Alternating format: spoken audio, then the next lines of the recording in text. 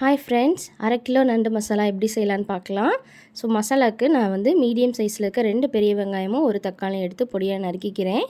அடுத்து பாத்திரம் சூடானதும் அதில் நான் வந்து மசாலாவுக்கு தேவையான எண்ணெயை ஊற்றிக்கிறேன். எண்ணெய் நல்லா சூடானதும் வெட்டி வச்சுருக்கிற பெரிய வெங்காயத்தை ஆட் பண்ணி நல்லா எண்ணெயில் வதக்கிக்கிறேன். வெங்காயம் வேகமாக வதங்குறதுக்கு நான் வந்து உப்பு ஆட் பண்ணிக்கிறேன். நெக்ஸ்ட்டு வெங்காயம் இந்த அளவுக்கு நல்லா வதங்கினதும் வெட்டி வச்சுருக்கிற ஒரு தக்காளியை நான் ஆட் பண்ணிக்கிறேன். தக்காளியும் வெங்காயமும் நல்லா அந்த எண்ணெயில் வதங்கினதுக்கப்புறம் 1/4 டீஸ்பூன் மஞ்சள் தூள், 1/2 டீஸ்பூன் மிளகாத்தூள், 1/2 டீஸ்பூன் ஜீரகத்தூள், 1/2 டீஸ்பூன் மல்லித்தூள் ஆட் பண்ணிவிட்டு அதையும் நல்லா அந்த மசாலாவோடு சேர்த்து நான் வதக்கிக்கிறேன். நெக்ஸ்ட்டு நான் வந்து வாஷ் பண்ணி வச்சுருக்கிற 1/2 கிலோ நண்டை நான் ஆட் பண்ணிக்கிறேன். அந்த வெங்காயம் தக்காளி மசாலா பொடியோடு சேர்த்து அந்த நண்டை நல்லா நான் மிக்ஸ் பண்ணி கொடுத்துட்றேன். நண்டு கொஞ்சம் நேரம் எண்ணெயில் வதங்கினதுக்கப்புறம் மசாலாவுக்கு தேவையான அளவு 2 டம்ளர் தண்ணியை நான் ஆட் பண்ணிக்கிறேன். தண்ணி எல்லாம் வற்றி நண்டு வெந்ததுக்கப்புறம் நெக்ஸ்ட்டு நான் 2 டீஸ்பூன் வந்து நான் மிளகுத்தூள் ஆட் பண்ணிக்கிறேன்.